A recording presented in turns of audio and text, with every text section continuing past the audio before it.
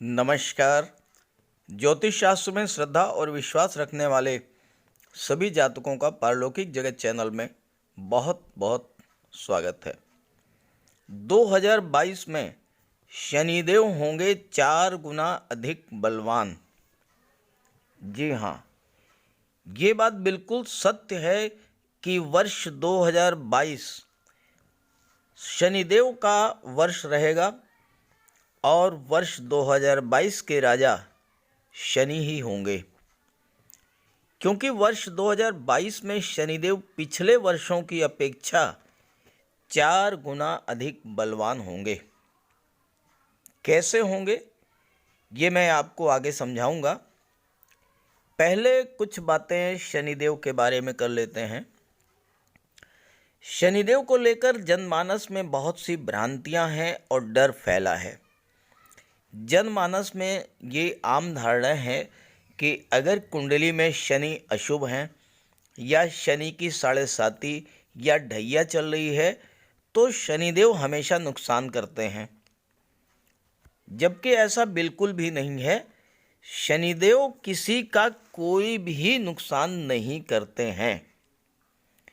सच्चाई ये है कि शनिदेव न्याय के देवता हैं और हर व्यक्ति को उसके पूर्व संचित कर्मों के अनुसार फल प्रदान करते हैं।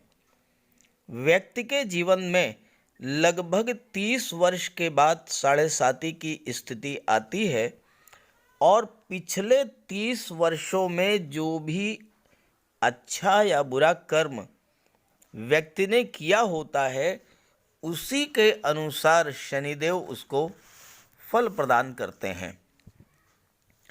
ज्योतिष शास्त्र में शनिदेव की स्थिति और इनकी दृष्टियां बहुत ही महत्वपूर्ण हैं, क्योंकि शनिदेव बहुत मंद गति से गोचर करते हैं और एक राशि में लगभग 2.5 वर्ष तक गोचर करते हैं।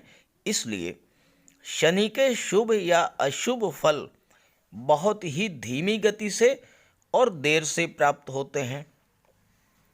शनि की महादशा, अंतर्दशा, 7.5 या ढैया की स्थिति आने पर कई प्रकार के दुखों, कष्टों को सहन करना पड़ता है और लगातार संघर्ष भी करना पड़ता है।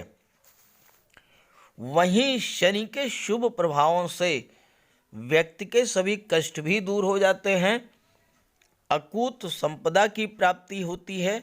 शनिदेव रंक से राजा बना देते हैं और आपका जीवन राजाओं जैसा हो जाता है।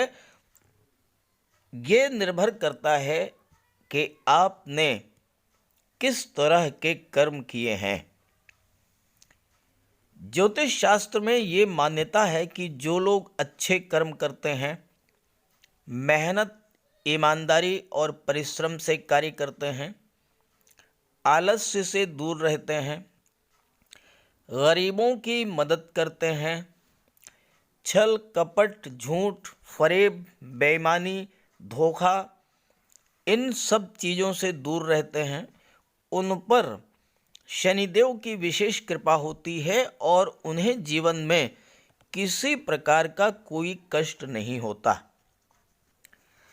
अब मैं आपको बताऊंगा कि किस तरह से शनिदेव वर्ष 2022 में पूर्व के वर्षों की अपेक्षा 4 गुना अधिक बलवान होंगे और शनिदेव के 2022 में गोचर का कुंभ राशि के जातकों पर क्या प्रभाव पड़ेगा, क्योंकि कुंभ राशि के जातकों की 7.5 का प्रथम चरण गतिमान है। वैसे तो शनिदेव के इस गोचर से सभी राशियां प्रभावित होंगी, लेकिन वो राशियां ज़्यादा प्रभावित होंगी जिनकी 7.5 चल रही है या जिनकी ढैया चल रही है या फिर जिनकी शनिदेव की महादशा या अंतर्दशा चल रही है। तो चलिए वीडियो शुरू करते हैं और पहले ये समझते हैं कि 2022 में शनिदेव 4 गुना अधिक बलवान कैसे होंगे। सबसे पहले मैं आपको ये बता दूं कि शनिदेव वर्ष 2022 में 2 बार राशि परिवर्तन करेंगे। वर्तमान में शनिदेव का गोचर मकर राशि में है। 29 अप्रैल को 29 अप्रैल को शनिदेव राशि परिवर्तन करेंगे और कुंभ राशि में गोचर करेंगे। कुंभ राशि में ही 2 जून को वक्री हो जाएंगे और वक्री अवस्था में ही 12 जुलाई को पुनः राशि परिवर्तन करके मकर राशि में गोचर करेंगे और मकर राशि में ही 23 अक्टूबर तक वक्री रहेंगे और उसके बाद मार्गी हो जाएंगे। तो 2 बार राशि परिवर्तन हुआ। 29 अप्रैल को कुंभ राशि में गोचर किया, 12 जुलाई को वापस मकर राशि में गोचर कर गए, 2 जून को वक्री हो गए और 23 अक्टूबर तक वक्री रहेंगे। ये है 2022 की शनि के गोचर की स्थितियाँ। अब आइए जो प्रमुख बिंदु है कि 4 गुना बलवान कैसे हैं। वर्ष 2022 की जो शुरुआत है वो शनिवार से हो रही है और जिस भी दिन से किसी वर्ष की शुरुआत होती है उस दिन उस वार का जो स्वामी होता है वो पूरे वर्ष भर सर्वाधिक प्रभावी रहता है। तो ये है शनिदेव के बलवान होने का पहला कारण। भारतीय नववर्ष 2079 इसकी जो शुरुआत हो रही है वह भी शनिवार से हो रही है। यह हुआ दूसरा कारण। और तीसरा कारण है शनिदेव 2022 में 2 बार राशि परिवर्तन करेंगे, वक्री रहेंगे, पुनः मार्गी हो जाएंगे। और चौथा जो सबसे महत्वपूर्ण कारक है वह है शनिदेव का नक्षत्र परिवर्तन। शनिदेव 18 फरवरी को नक्षत्र परिवर्तन करेंगे। 18 फरवरी को नक्षत्र परिवर्तन करेंगे और 18 फरवरी को शनिदेव का गोचर धनिष्ठा नक्षत्र में हो जाएगा जो कि मंगल का नक्षत्र है और मंगल के नक्षत्र में शनिदेव का गोचर अत्यंत श्रेष्ठ माना जाता है। तो ये है वो 4 कारण जिसकी वजह से शनिदेव 2022 में 4 गुना अधिक बलवान होंगे। अब ये भी समझ लें कि धनिष्ठा नक्षत्र में गोचर का क्या प्रभाव होगा। धनिष्ठा नक्षत्र 23वां नक्षत्र है और इसके 2 चरण मकर राशि में और बाद के 2 चरण कुंभ राशि के होते हैं। धनिष्ठा नक्षत्र जो होता है इसके पहले के 2 चरणों में जिन जातकों का जन्म मकर राशि में होता है उनका स्वामी मंगल होता है और बाद के 2 चरणों में जिन जातकों का जन्म होता है कुंभ राशि में उनके भी स्वामी मंगल ही होते हैं। धनिष्ठा नक्षत्र मेहनत और हार्ड वर्क का नक्षत्र माना जाता है और धनिष्ठा नक्षत्र में जन्म लेने वाले जातक धनवान होते हैं, वैभवशाली होते हैं और इनके अंदर पैसा कमाने की अत्यधिक प्रवृत्ति होती है।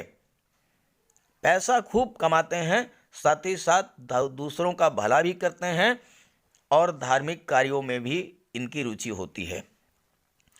ऐसे लोग दिमाग से तो तेज होते ही हैं, अत्यंत ऊर्जावान होते हैं क्योंकि ये मंगल का नक्षत्र है।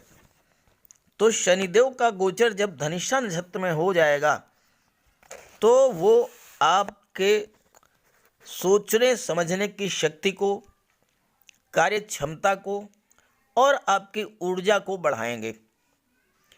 आपका कॉन्फिडेंस लेवल बहुत ही हाई रहेगा।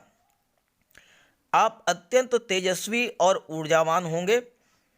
कार्य करने की आप में बहुत अधिक क्षमता होगी और परिश्रम करने में भी आप बहुत आगे रहेंगे। कैरियर को कैसे बनाना है, कैसे संवारना है, ये प्रतिभा आपके अंदर शनिदेव उत्पन्न करेंगे।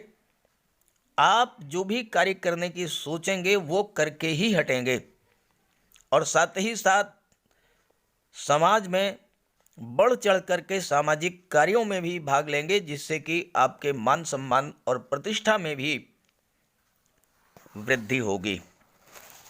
तो आइए बात कर लेते हैं कि अब कुंभ राशि के जातकों पर शनिदेव के इस गोचर का क्या प्रभाव पड़ेगा। चलिए वीडियो शुरू करते हैं। अब आइए बात कर लेते हैं कुंभ राशि के जातकों के बारे में। शनिदेव का गोचर कुंडली के 12वें भाव में है। यहाँ पर दो बातें आपके पक्ष में हैं। पहली बात तो यह है कि 12वें भाव में शनिदेव योग कारक होते हैं, ज़्यादा नुकसान नहीं करते हैं, थोड़े बहुत खर्चे बढ़ा देते हैं। दूसरी बात, आपके लग्न के स्वामी हैं देवगुरु और आपके लग्न भाव में देवगुरु का गोचर है और लग्न के स्वामी हैं शनिदेव। वैसे तो शनिदेव और देवगुरु सम संबंध रखते हैं, लेकिन यहाँ पर देवगुरु और शनिदेव में तात्कालिक मैत्री है और इसलिए देवगुरु शनिदेव को बहुत अधिक सपोर्ट करेंगे। 12वां भाव खर्चों का होता है, विदेश का होता है, साथ ही साथ धर्म, अध्यात्म और मोक्ष का भी होता है। यहाँ पर मैं जेल, अस्पताल और राजदंड का जिक्र नहीं करूँगा, क्योंकि अगर आप अनैतिक कार्यों में लिप्त हैं तो फिर शनिदेव क्या, देवगुरु क्या, कोई भी आपके लिए कुछ नहीं कर सकता। ये तो उन लोगों के लिए है जो कि अच्छे कार्यों को कर रहे हैं, ईमानदारी और सच्चाई के मार्ग पर चल रहे हैं, उनके लिए ये बात कही जा रही है। तो धर्म, अध्यात्म और मोक्ष का भाव होता है 12वां भाव। देवगुरु भी धर्म और सत्कर्म के कारक होते हैं और देवगुरु शनिदेव के परम मित्र यहाँ पर बन रहे हैं। तो ऐसे में आप शुभ कार्यों पर धन खर्च करेंगे। धन का खर्च होगा, अच्छे कार्यों पर होगा, धार्मिक कार्यों पर होगा। कोई आप धार्मिक आयोजन कर सकते हैं, देव दर्शन के लिए जा सकते हैं, तीर्थ यात्रा पर जा सकते हैं, गरीबों की कोई आप मदद कर सकते हैं किसी तरह की। इस तरह के कार्यों पर धन खर्च होगा। और धन आएगा कहाँ से? तो धन भी आपको देवगुरु ही उपलब्ध कराएंगे, क्योंकि देवगुरु लाभ भाव के भी स्वामी हैं और धन भाव के भी स्वामी हैं और देवगुरु का गोचर लग्न में है। तो प्रबल महाधनी योग बन रहा है, इसलिए धन की कोई कमी नहीं होगी।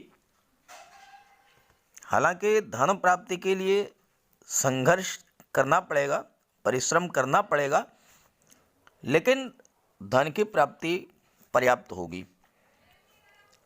12वां भाव मोक्ष का है, तो आपकी रुचि धर्म कर्म में भी होगी और जब आपकी रुचि धर्म कर्म में होगी तो स्वाभाविक तौर पर शैया सुख में कुछ कमी आएगी। पारिवारिक जीवन थोड़ा बहुत प्रभावित हो सकता है, लेकिन देवगुरु की दृष्टि सप्तम भाव पर पड़ रही है, इसलिए परिवार में किसी तरह के विघटन की स्थिति नहीं आएगी। थोड़े बहुत तनाव की स्थिति बन सकती है, वो देवगुरु संभाल लेंगे। चूँकि देवगुरु और शनिदेव में तात्कालिक मैत्री है, इसलिए देवगुरु और शनिदेव दोनों ही आपके जीवन को प्रभावित करेंगे। 12वां भाव विदेश का है, तो आपको विदेश से लाभ होगा। आप हायर एजुकेशन के लिए विदेश जा सकते हैं। चूँकि पंचम भाव पर देवगुरु की दृष्टि है, पंचम भाव के स्वामी हैं बुध, तो आप मैनेजमेंट के क्षेत्र में, मेडिकल के क्षेत्र में या आईटी सेक्टर में हायर एजुकेशन के लिए विदेश जा सकते हैं। चूँकि नवम भाव से हायर एजुकेशन का विचार किया जाता है और नवम भाव पर देवगुरु की भी दृष्टि है और शनि की भी दृष्टि है। उच्च शिक्षा के प्रबल योग है, विदेश जा सकते हैं। और विदेश का मतलब यह हुआ कि अपने जन्मभूमि से किसी दूसरे शहर में, मुंबई, मैड्रास, चेन्नई, दिल्ली या किसी अन्य शहर में आप उच्च शिक्षा के लिए, व्यापार व्यवसाय के लिए, नौकरी के सिलसिले में जा सकते हैं। और ऐसे जातक शनि के प्रभाव से कुशल वकील बनते हैं, रियल एस्टेट, प्रॉपर्टी डीलिंग और कंस्ट्रक्शन के क्षेत्र में बहुत अच्छा पैसा कमाते हैं। और अगर जन्म कुंडली में शनि बली हैं तो उच्च स्तर के नेता भी बनते हैं। देवगुरु आपके लग्न के स्वामी हैं, तो आपके अंदर ज्ञान, बुद्धि, विवेक की वृद्धि करेंगे। और शनिदेव चूंकि कर्म भाव और लाभ भाव इन दोनों के कारक होते हैं, और शनिदेव का गोचर फरवरी में धनिष्ठा नक्षत्र में हो जाएगा। और धनिष्ठा नक्षत्र मंगल का नक्षत्र है और कर्म भाव के स्वामी भी मंगल हैं। तो शनिदेव के प्रभाव में भी परिवर्तन आएगा, क्योंकि नक्षत्रों का ग्रहों से सीधा संबंध होता है। अभी तक काम में, मेहनत में मन नहीं लगता था, आलस्य होता था, तो अब काम में भी मन लगेगा, कॉन्फिडेंस लेवल आपका बढ़ेगा, कार्य क्षेत्र में प्रगति होगी और विदेश यात्राएं भी होंगी। दशम भाव को शनि प्रभावित करते हैं, तो कार्य क्षेत्र में सकारात्मक प्रगति होगी। और जैसे जैसे समय आगे बढ़ेगा, सकारात्मक परिणामों में वृद्धि भी होगी।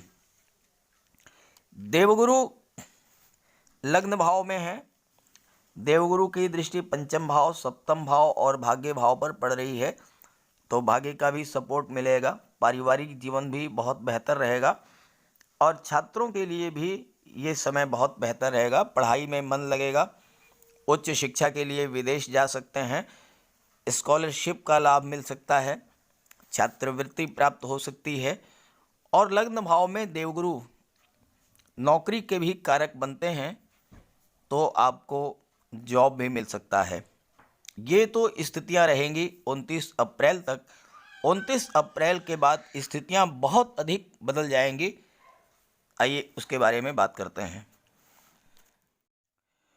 29 अप्रैल के बाद बहुत बड़ा सकारात्मक परिवर्तन आएगा कुंभ राशि के जातकों में के जीवन में, क्योंकि शनिदेव और देवगुरु दोनों ही बड़े ग्रह राशि परिवर्तन करेंगे।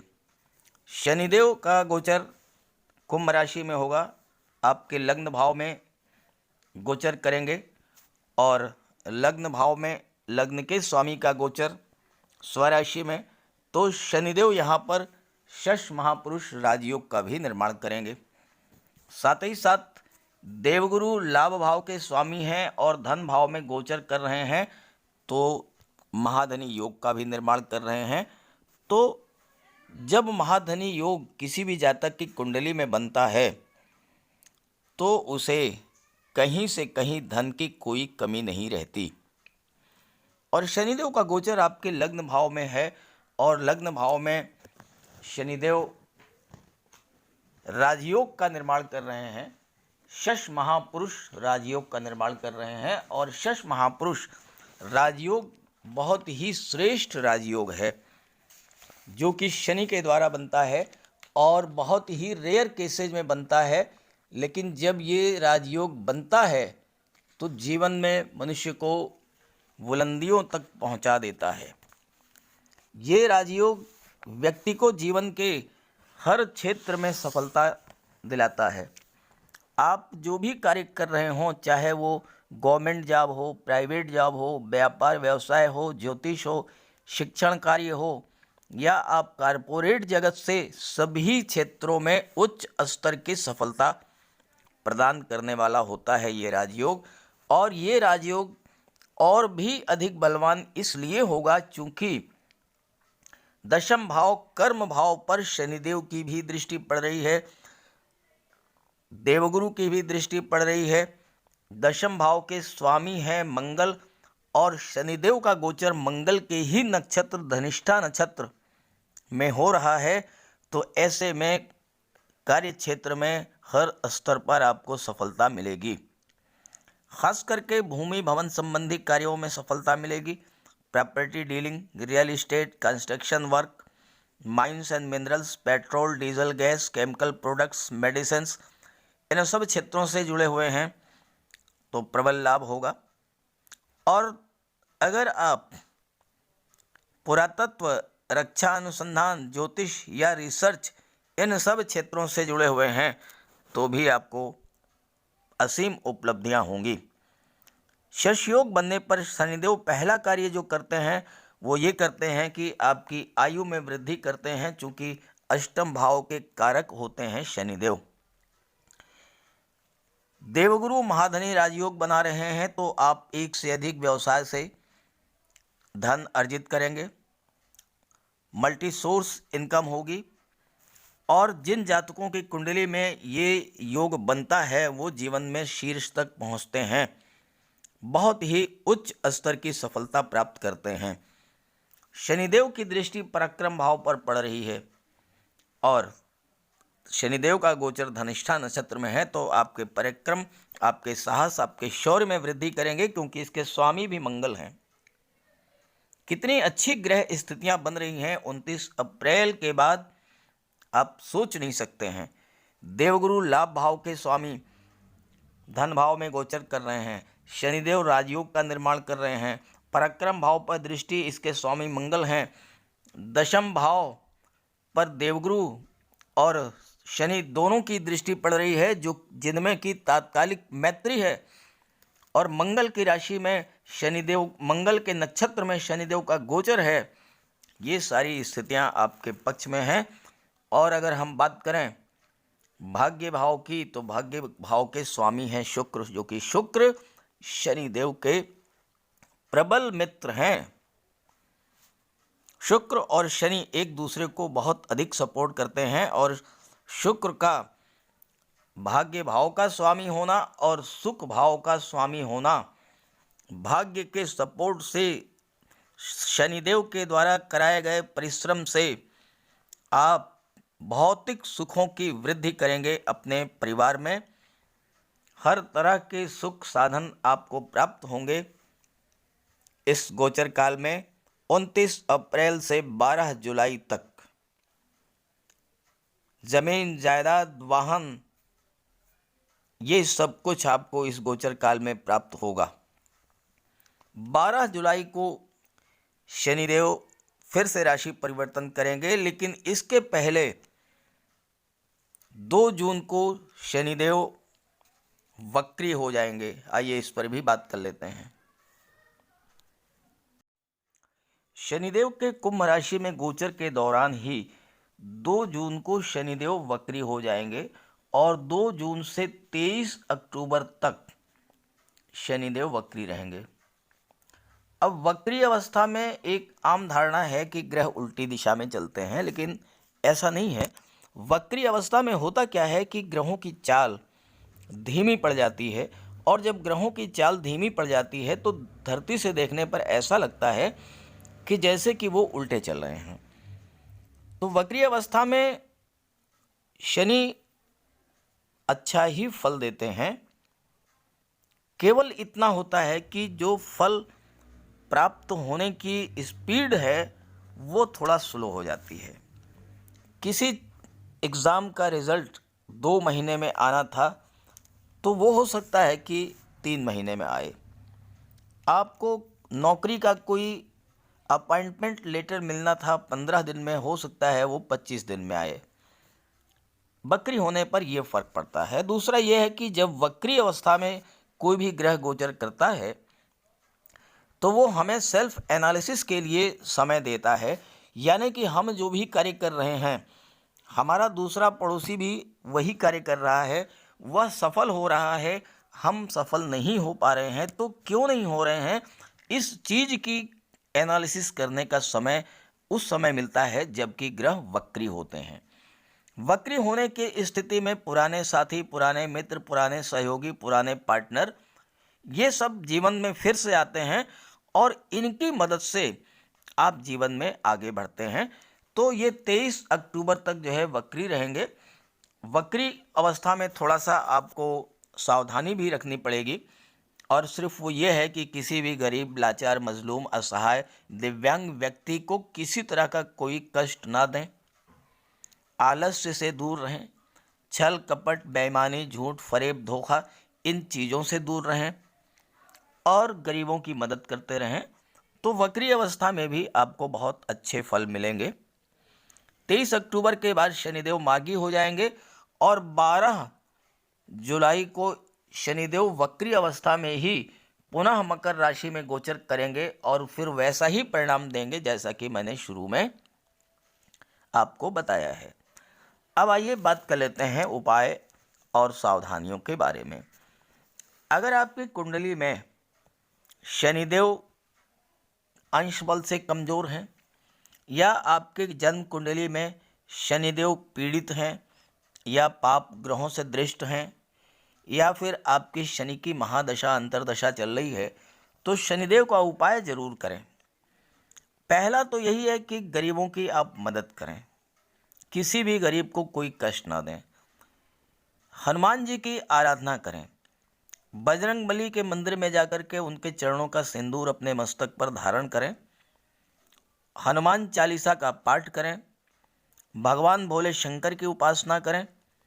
शनिवार और अमावस्या के दिन पीपल के वृक्ष के नीचे एक तेल का दीपक जलाएं। शनिवार को सरसों के तेल का दान करें। शनिवार को हो सके तो काले पदार्थों का दान करें, काली उड़द है, काली तिल है, इस तरह के। शनि स्तोत्र का पाठ करें।